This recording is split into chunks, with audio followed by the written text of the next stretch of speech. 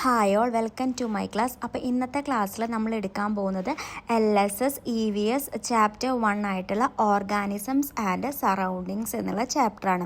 അപ്പോൾ ഇതിനെ ബേസ് ചെയ്തിട്ടുള്ള വൺ വേർഡ് ക്വസ്റ്റ്യൻസ് ആണ് നമ്മൾ ക്ലാസ്സിൽ ഡിസ്കസ് ചെയ്യാൻ പോകുന്നത്. ഇംഗ്ലീഷ് മീഡിയം മലയാളം മീഡിയം സ്റ്റുഡൻസിന് ഒരുപാട് ഹെൽപ്ഫുൾ ആവണം കേട്ടോ. അപ്പോൾ ഫസ്റ്റ് ക്വസ്റ്റ്യൻ വരുന്നത് ലിവിങ് പ്ലേസ് ഓഫ് ഓർഗാനിസംസ് ആണ്. അതിനെയാണ് നമ്മൾ ഹാബിറ്റേറ്റ് എന്ന് പറയുന്നത് കേട്ടോ. ജീവികളുടെ താമസ സ്ഥലം, ആവാസ വ്യവസ്ഥ എന്ന് പറയും. അപ്പോൾ എന്താണ് അതിനെ പറയുക എന്ന് ജസ്റ്റ് മനസ്സിലാക്കി വെക്കുക. അടുത്തത് ഫിഷ് ബ്രീത്തിങ് യൂസിങ്. അപ്പോൾ നിങ്ങൾക്ക് ഓപ്ഷൻസ് ഉണ്ടാവും. ഫിഷ് ഗിൽസിലൂടെയാണ് ബ്രീത്ത് ചെയ്യുന്നത് കേട്ടോ. അതായത് മീനുകൾ ശ്വസിക്കുന്നത് ഗില്ലുകൾ ഉപയോഗിച്ചിട്ടാണ് കേട്ടോ. അപ്പോൾ അത് നിങ്ങൾ പഠിച്ചു വെക്കുക. ഫിഷ് ബ്രീത്ത് യൂസിങ് ഗിൽസിലൂടെയാണ് നമ്മുടെ ഫിഷ് ബ്രീത്ത് ചെയ്യുന്നത്.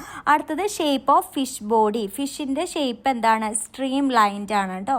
മീനിൻ്റെ ശരീര ആകൃതി ഏതിനനുസരിച്ചാണ്? നീന്തുന്നതിനനുസരിച്ച് ഒരു ആകൃതിയിലാണല്ലേ അവർക്ക് പ്രൊവൈഡ് ചെയ്തിട്ടുള്ള നമ്മുടെ ടെക്സ്റ്റ് ബുക്കിൽ ഫിഗറൊക്കെ കൊടുക്കുമ്പോൾ നിങ്ങൾക്ക് മനസ്സിലായിട്ടുണ്ടാവും. അടുത്ത ക്വസ്റ്റ്യൻ വരുന്നത് ഡിസേർട്ട് പ്ലാന്റ്സ് ആർ കോൾഡ് സെറോഫൈറ്റ്സ്. മരുഭൂമിയിലെ ചെടികൾ അവരെ പറയുന്നതാണ് ക്ഷാരവൃക്ഷങ്ങളാണ് നമ്മുടെ മരുഭൂമിയിലെ ചെടികൾ അറിയപ്പെടുന്നത് കേട്ടോ. Desert plants are called xerophytes. അടുത്തത് feature helping desert plant survive thick stem ഉള്ളതുകൊണ്ടാണ് മരുഭൂമിയിലെ ചെടികളുടെ പ്രത്യേക കട്ടിയുള്ള തണ്ട് മുള്ളുകൾ. ഇതാണ് അതുപോലെ തിക്ക് സ്റ്റെം ആൻഡ് തോൺസ്. അതാണ് ആ മരുഭൂമിയിലെ ആ ചെടികൾക്ക് വളരാൻ ഹെൽപ്ഫുൾ ചെയ്യുന്ന ഒന്ന് കേട്ടോ. അടുത്തത് process of adjusting to surroundings. അതിനെയാണ് അഡാപ്റ്റേഷൻ എന്ന് പറയുന്നത്. അതായത് പരിസരത്ത് നിന്ന് അനുസരിച്ച് മാറ്റം വരുത്തൽ, അനുയോജനം. നമ്മൾ ഓരോ സ്ഥലത്ത് ചെല്ലുമ്പോൾ അതിനനുസരിച്ച് ജീവിക്കില്ലേ, അവരുടെ അതെല്ലാം അക്സെപ്റ്റ് ചെയ്തിട്ട്. അടുത്തത് organs that help fish to swim. ഫിഷിന് നീന്താൻ സഹായിക്കുന്നത് എന്താണ്? ഫിൻസ് ആണ് കേട്ടോ. മീനുകൾക്ക് നീന്താൻ സഹായിക്കുന്നത് ചിറകുകളാണ് കേട്ടോ മീനിൻ്റെ. ഓക്കെ, അപ്പോൾ ഫിഷിനെ സ്വിമ്മ് ചെയ്യാൻ ഹെൽപ്പ് ചെയ്യുന്നത് ഫിൻസ് ആണ്. അടുത്ത ക്വസ്റ്റ്യൻ വരുന്നത് animal living both on land and in water. കരയിലും വെള്ളത്തിലും ജീവിക്കുന്ന ഒരു എനിമൽ ഏതാണ്? ഫ്രോഗ് ആണ് കേട്ടോ. കരയിലും വെള്ളത്തിലും ജീവിക്കുന്നത് തവളയാണ് കേട്ടോ. തവളയാണ് കരയിലും വെള്ളത്തിലും ജീവിക്കുന്നത്. അടുത്തത് protective covering on fish body. Scales ആണ്. മീനിൻ്റെ ശരീര സംരക്ഷണം അത് തൊലിപ്പൊട്ടുകളാണ് കേട്ടോ. മീനിൻ്റെ ശരീര സംരക്ഷണം വരുന്നത് തൊലിപ്പൊട്ടുകളാണ്. Protective covering on fish body വരുന്നത് സ്കെയിൽസ്. അടുത്തത് living and non living things together form. അതിനെയാണ് നമ്മൾ എക്കോസിസ്റ്റം എന്ന് പറയുന്നത്. ജീവനും അജീവനും ചേർന്ന് ജീവിക്കുന്ന പരിസരത്തെയാണ് നമ്മൾ പരിസ്ഥിതി സമുച്ചയം എന്ന് പറയുന്നത് കേട്ടോ. പരിസ്ഥിതി സമുച്ചയം. അടുത്തത് എക്സാമ്പിൾ ഓഫ് അക്വാട്ടിക് ഹാബിറ്റേറ്റ്. പോണ്ടാണ്. ജലവാസത്തിൻ്റെ ഉദാഹരണം വരുന്നത് കുളമാണ് കേട്ടോ. ജലവാസത്തിൻ്റെ ഉദാഹരണം വരുന്നത് കുളമാണ്.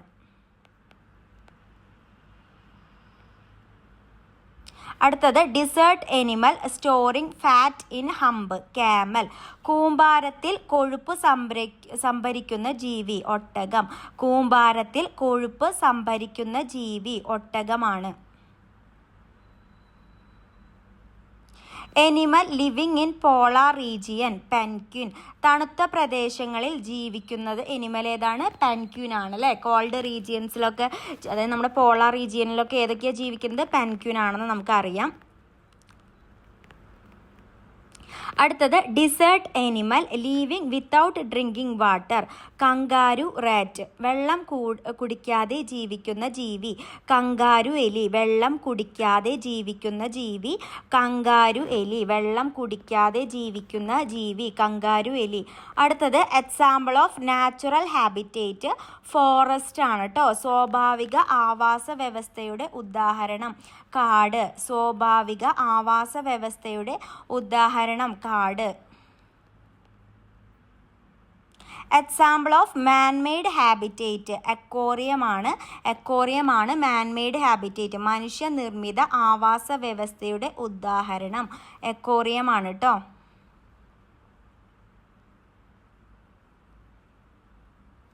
അടുത്തത് relationship between living and non living things, ഇൻ്റർ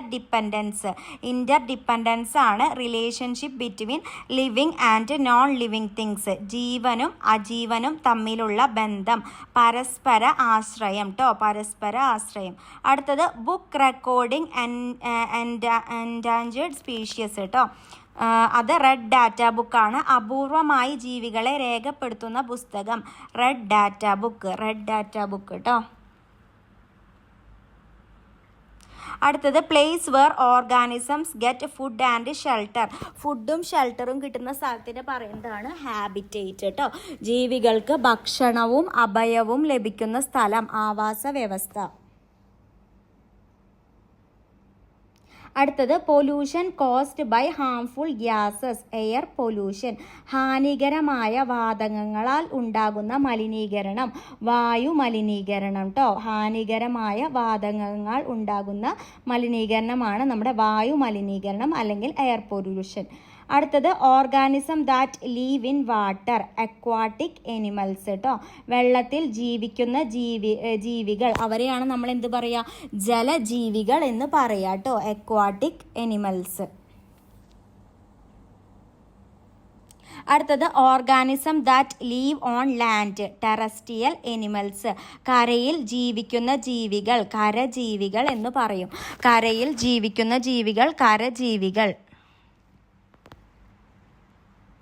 അടുത്തത് organism that leave both on land and water, കരയിലും വെള്ളത്തിലും ജീവിക്കുന്ന ജീവികളെയാണ് നമ്മൾ ആംഫീബിയൻസ് എന്ന് പറയുന്നത് എന്താ പറയുക, ഉഭയജീവികൾ. നേരത്തെ നമ്മൾ ഫ്രോഗൊക്കെ എക്സാമ്പിളായിട്ട് പറഞ്ഞിട്ടുണ്ടായിരുന്നു, ആംഫീബിയൻസ്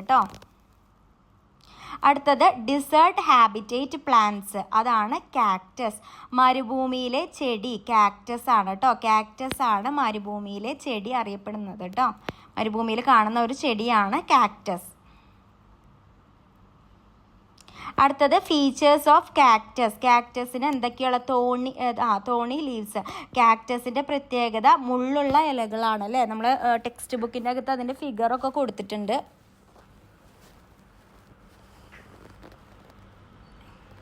അടുത്തത് organism that depend on others for food and animals, ഭക്ഷണത്തിനായി മറ്റുള്ളവരെ ആശ്രയിക്കുന്ന ജീവികൾ. മൃഗങ്ക ആണ് അപ്പോൾ എന്താണ് organism that depend on others for food, അതിനെയാണ് നമ്മൾ എനിമൽസ് എന്ന് പറയുന്നത്.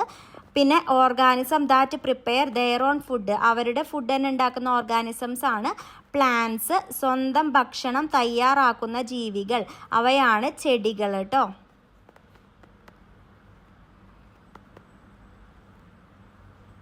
അടുത്ത main non living things in an ecosystem, air, water, soil, sunlight. പരിസ്ഥിതിയിലെ പ്രധാന അജീവ വസ്തുക്കൾ വായു, വെള്ളം, മണ്ണ്, സൂര്യപ്രകാശം. ഇതാണ് പരിസ്ഥിതിയിലെ പ്രധാന അജീവ വസ്തുക്കൾ. അടുത്തത് എക്സാമ്പിൾ ഓഫ് എ സ്മോൾ എക്കോസിസ്റ്റത്തിൻ്റെ എക്സാമ്പിൾ ഏതൊക്കെയാണ് വരുന്നത്, പോണ്ടാണ്. ചെറിയ പരിസ്ഥിതിയുടെ ഉദാഹരണം വരുന്നത് കുളമാണ്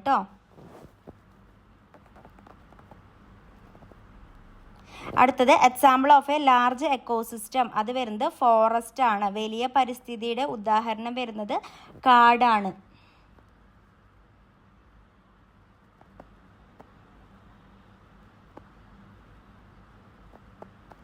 അടുത്തത് organism that helps farmers by loosening soil, earth മണ്ണ് കുലുക്കി കർഷകർക്ക് സഹായിക്കുന്ന ജീവി. മണ്ണിരാവാണ്. Organism that helps farmers by loosening soil, അതാണ് എർത്ത് വേം. അടുത്തത് destruction of hills effects ecosystem, കുന്നുകളുടെ നാശം ബാധിക്കുന്നത് പരിസ്ഥിതിയാണ്.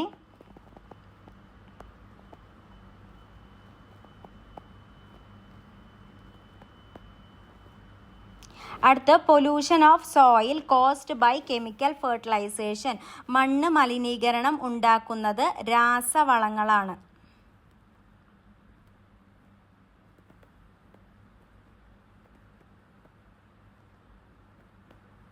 അടുത്തത് pollution of air caused by എന്തൊക്കെയാണ്? Smoke and vehicles. അപ്പോൾ വായു മലിനീകരണം ഉണ്ടാക്കുന്നത് ഏതാണ്? പുകയും വാഹനങ്ങളുമാണ് അല്ലേ. എയർ പൊല്യൂഷന് കാരണം എന്നൊക്കെ പറഞ്ഞിട്ടുണ്ടായിരുന്നു നമ്മൾ അല്ലേ. സ്മോക്കും വെഹിക്കിൾസും, അത് പുകയും വാഹനങ്ങളും ആണ് കേട്ടോ. അടുത്തത് pollution of water caused by factory waste. ജലമലിനീകരണം ഉണ്ടാക്കുന്നത് ഫാക്ടറി മാലിന്യങ്ങളാണ്. ജലമലിനീകരണം ഉണ്ടാക്കുന്നത് ഫാക്ടറി മാലിന്യങ്ങളാണ് കേട്ടോ. അടുത്തത് natural disasters caused by heavy rain. Heavy rain കൊണ്ട് ഉണ്ടാവുന്ന നാച്ചുറൽ ഡിസാസ്റ്ററാണ് ഫ്ലഡും അഥവാ ലാൻഡ് സ്ലൈഡും. കനത്ത മഴ മൂലമുള്ള പ്രകൃതി ദുരന്തങ്ങളാണ് വെള്ളപ്പൊക്കം അഥവാ മണ്ണിടിച്ചിൽ. Book that records endangered species. Red data book. അപൂർവ ജീവികളുടെ പട്ടിക പുസ്തകം റെഡ് ഡാറ്റ ബുക്ക് കേട്ടോ. Main cause of ecosystem destruction. Human activities ആണ് എക്കോസിസ്റ്റം പരിസ്ഥിതി നാശത്തിൻ്റെ പ്രധാന കാരണം കേട്ടോ. മനുഷ്യ പ്രവർത്തനങ്ങളാണ് പരിസ്ഥിതി നാശത്തിൻ്റെ പ്രധാന കാരണങ്ങൾ. അടുത്തത് protection of ecosystem is our duty. പരിസ്ഥിതി സംരക്ഷണം എന്ന് പറയുന്നത് എന്താണ്? നമ്മുടെ കടമയാണ് നമ്മുടെ പരിസ്ഥിതി സംരക്ഷണം എന്ന് പറയുന്നത്.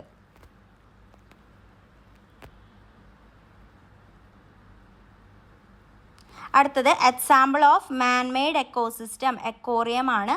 മനുഷ്യനിർമ്മിത പരിസ്ഥിതി ഉദാഹരണം എക്കോറിയം. മനുഷ്യനിർമ്മിത പരിസ്ഥിതി ഉദാഹരണം aquarium.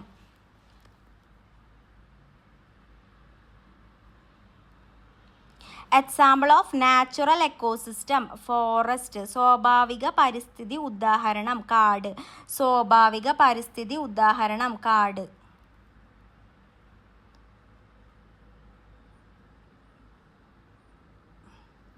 Organism that stores water in it stem. Cactus. തണ്ടിൽ വെള്ളം സംഭരിക്കുന്ന ജീവി കാക്ടസ് ആണ്. തണ്ടിൽ വെള്ളം സംഭരിക്കുന്നത് കേട്ടോ. നമ്മുടെ മരുഭൂമിയിൽ ഉണ്ടാകുന്ന ചെടിയുടെ പേരാണ് നമ്മുടെ കാക്ടസ് എന്ന് പറയുന്നത്. അപ്പോൾ അതിൻ്റെ പ്രത്യേകതകളൊക്കെ നമ്മൾ നേരത്തെ പറഞ്ഞിട്ടുണ്ടായിരുന്നു. Organism that leave in extreme called ആണ് പോളാർ ബിയർ. നല്ല തണുപ്പുള്ള ജീവിക്കുന്ന ജീവിയാണ് പോളാർ കരടി കേട്ടോ. പോളാർ കരടി നല്ല അത്യന്തം തണുപ്പിൽ ജീവിക്കുന്ന ജീവിയാണ് നമ്മുടെ പോളാർ കരടി. അടുത്തത് sources of water for hills and Wells. Rain water ആണ്. കുന്നുകൾക്കും കിണറുകൾക്കും ജലസ്രോതസ് ഏതാണ്? നമ്മുടെ മഴവെള്ളമാണ് കുന്നുകൾക്കും കിണറുകൾക്കും ജലസ്രോതസ് കേട്ടോ. Animals in desert use fat four. എന്തിനാണ് നമ്മൾ ഫാറ്റ് അവർ യൂസ് ചെയ്യുന്നത്? Water and energy. മരുഭൂമിയിൽ ജീവികൾ കൊഴുപ്പ് ഉപയോഗിക്കുന്നത് എന്തിനാ? വെള്ളത്തിനും ഊർജത്തിനും വേണ്ടിയിട്ട് കേട്ടോ. വെള്ളത്തിനും ഊർജത്തിനും വേണ്ടിയിട്ടാണ് animals in desert use fat. അടുത്തത് animals in polar regions have. Polar റീജിയൻസിലുള്ള എനിമൽസിന് എന്താണുള്ളത്? Thick fat under skin. സ്കിന്നിൻ്റെ അടിയിൽ എന്തുണ്ട്? നല്ല തിക്ക് ഫാറ്റ് ഉണ്ട്. ധ്രുവജീവികളുടെ പ്രത്യേകത തൊലിക്കടിയിൽ കട്ടിയുള്ള കൊഴുപ്പുണ്ട് കേട്ടോ. തൊലിക്കടിയിൽ കട്ടിയുള്ള കൊഴുപ്പ്. അടുത്തത് small green plants in ponds. പോൺസിലുള്ള ചെറിയ ഗ്രീൻ പ്ലാന്റ്സ് അതിനെയാണ് നമ്മൾ മോസസ് എന്ന് പറയുന്നത്. കുളത്തിലെ ചെറു പച്ച ചെടികൾ അതാണ് പായൽ കേട്ടോ. Example of pollution affecting life. Air പൊല്യൂഷനാണ്. ജീവികളെ ബാധിക്കുന്ന മലിനീകരണം വായു മലിനീകരണമാണ് ജീവികളെ ബാധിക്കുന്ന മലിനീകരണം കേട്ടോ. Type of natural disaster with ground shaking earthquake. ഭൂമി കുലുങ്ങുന്ന പ്രകൃതി ദുരന്തമാണ് നമ്മുടെ ഭൂകമ്പം എന്ന് പറയുന്നത്. നെക്സ്റ്റ് നമ്മുടെ ലാസ്റ്റ് ഒരു ക്വസ്റ്റ്യൻ ഉണ്ട്. നമുക്ക് പറയുന്നത് എന്താണെന്ന് നോക്കാം. Living things and non living things together. അതിനെയാണ് നമ്മൾ എക്കോസിസ്റ്റം എന്ന് പറയുന്നത് അല്ലേ. ജീവനും അജീവനും ചേർന്ന് ജീവിക്കുന്നതിനെയാണ് നമ്മൾ പരിസ്ഥിതി സമുച്ചയം എന്ന് പറയുന്നത് കേട്ടോ. അപ്പോൾ മാക്സിമം ക്വസ്റ്റ്യൻസ് ഇൻക്ലൂഡ് ചെയ്തിട്ടുണ്ട്. എല്ലാവരും നന്നായിട്ട് പഠിക്കുക കേട്ടോ. താങ്ക്